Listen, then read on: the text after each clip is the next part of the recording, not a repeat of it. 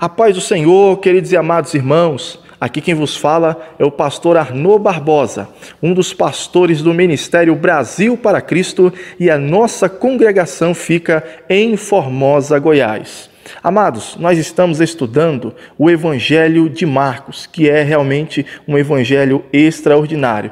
E hoje nós vamos estudar o capítulo 6. Bem, nos capítulos anteriores, nós vimos o evangelista Marcos narrando de forma fantástica as obras de Jesus, mostrando que ele era de fato o Filho de Deus, o Messias enviado ao mundo para buscar as ovelhas perdidas de Israel.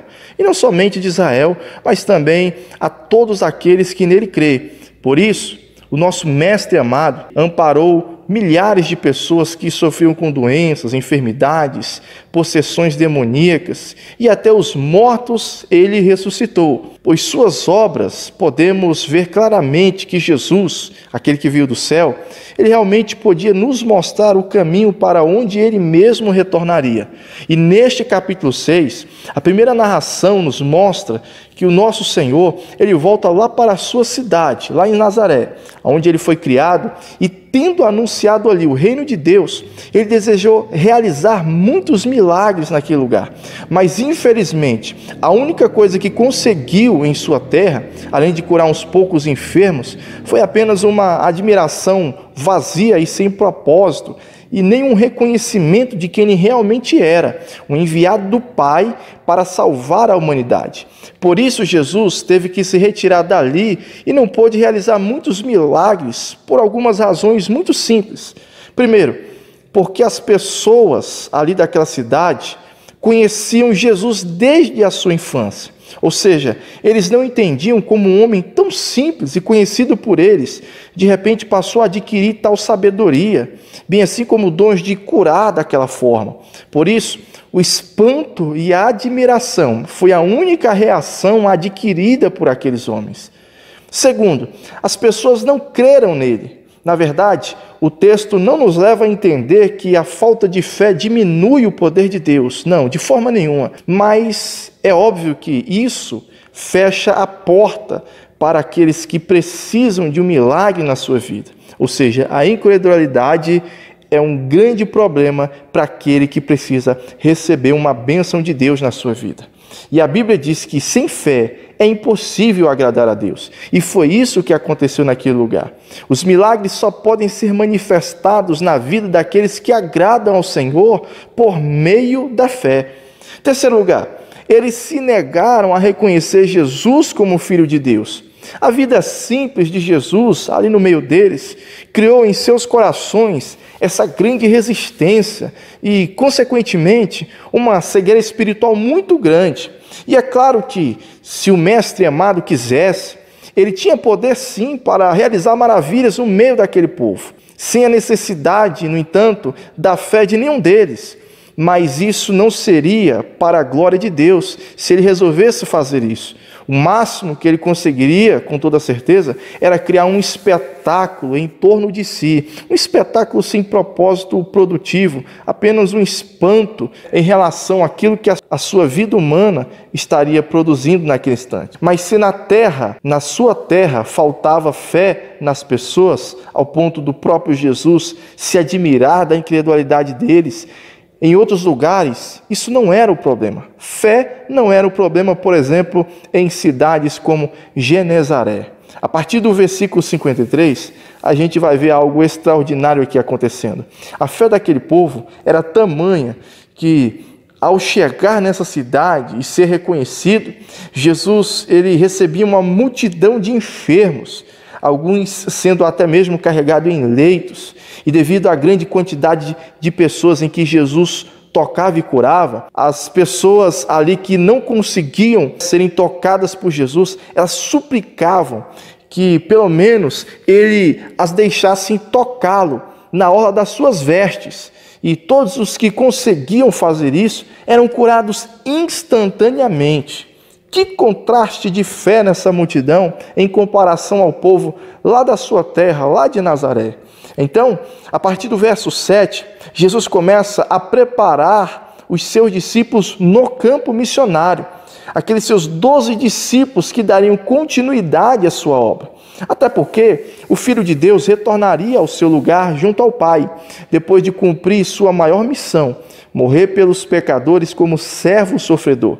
Por isso, ele deu orientações específicas aos seus discípulos e os põe para trabalhar. E é interessante que, dentre essas orientações, Jesus os proibiu de levar provisões para o campo missionário, pois assim como os filhos de Israel tinham a obrigação de sustentar de forma digna a tribo de Levi, que foi separada exclusivamente para cuidar do sacerdócio, do mesmo modo, Jesus também institui na igreja um modelo bem similar para aqueles que vivem do Evangelho. Eles deveriam ter suas necessidades supridas por aqueles que se beneficiariam das bênçãos gloriosas adquiridas por meio do Evangelho pregado a eles. E o resultado foi fantástico. Os discípulos expeliram muitos demônios e curaram inúmeros enfermos. E não somente isso, ao que parece, alguns enfermos também foram curados com um cuidado bem específico, pois eles também ungiam com óleo e demonstravam amor e compaixão ao cuidar de suas feridas. Depois desses episódios relatados aqui, a narração parece continuar a partir do versículo 30, onde os discípulos voltaram à presença de Jesus. E o mestre demonstra aqui o seu cuidado e zelo de uma forma muito especial por todos aqueles que trabalham em favor do reino de Deus. Pois ao ouvir o relatório desse trabalho, Jesus os levou para repousar em um lugar assim solitário, um lugar mais deserto, pois eles estavam cansados e a multidão só aumentava. Quanto mais pessoas eram curadas, mais doentes apareciam. E o desejo de Jesus agora também passou a ser o mesmo desejo no coração daqueles discípulos. Este anseio em fazer o bem pelas pessoas sofridas era tão intenso que eles não tinham tempo nem mesmo para comer. Desse modo, Jesus agora toma a iniciativa de levar seus 12 apóstolos através de um barco para um outro local mais reservado, onde eles pudessem descansar com maior privacidade. No entanto, quando eles partiram, muitos os viram e o reconheceram e correram para o local onde eles pretendiam parar, de modo que, ao desembarcarem, uma numerosa multidão já estava novamente à espera de Jesus e os seus discípulos. Nesse momento, o descanso tão esperado teve que ser adiado, pois o Mestre amado teve compaixão daquelas almas que estavam sofrendo como ovelhas que não têm pastor. E Jesus é justamente este pastor, segundo o coração de Deus, que seria capaz de amar essas ovelhas ao ponto de dar a sua própria vida por elas, como foi profetizado nas Escrituras Sagradas. E é aqui que encontramos a narração de mais uma façanha do Filho de Deus, a primeira multiplicação de pães, nesse caso de pães e peixes. Nesse episódio, o destaque não se minimiza apenas no feito sobrenatural de Jesus, mas também em seu ensinamento pessoal para os seus discípulos naquela ocasião. Aqui o nosso mestre nos ensina algumas lições importantes. Primeiro, nunca despedir uma multidão faminta. De fato, os discípulos queriam se livrar do problema, mandando todos irem embora. Mas Jesus os faz viverem exatamente tudo o que foi pregado por eles até as multidões. O evangelho de amor ao próximo. Todos deveriam viver em comunhão verdadeira, compartilhando suas alegrias e também necessidades, como iria acontecer logo no início da igreja primitiva, alguns anos depois, em Atos dos Apóstolos. Por isso, eles deveriam aprender a cuidar uns dos outros, para que a mensagem do evangelho não se tornasse apenas teorias vagas, tal qual viviam os religiosos da época de Jesus, em que suas atitudes eram constantemente reprovadas pelo nosso Mestre. Segunda grande lição: viver pela fé no Deus da provisão. Isso era um desafio novo. Ver 5 pães e 2 peixinhos alimentarem uma multidão de quase 5.000 pessoas era um feito inédito, mas isso seria possível com 2 pequenos segredos: a fé e o amor.